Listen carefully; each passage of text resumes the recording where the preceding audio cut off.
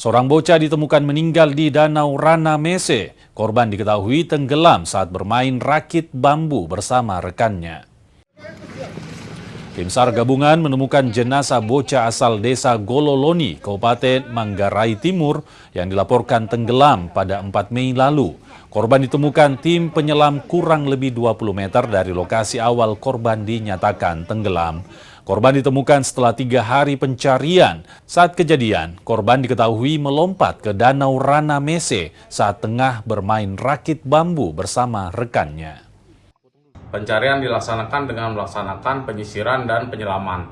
Dengan hasil pada pukul 13.35 korban berhasil diketemukan dalam kondisi meninggal, di mana korban diketemukan kurang lebih sekitar 20 meter dari lokasi kejadian. Dengan diketemukannya korban dalam kondisi meninggal pada pukul 13.30 dan selanjutnya korban diserahkan ke keluarga korban menuju ke rumah duka.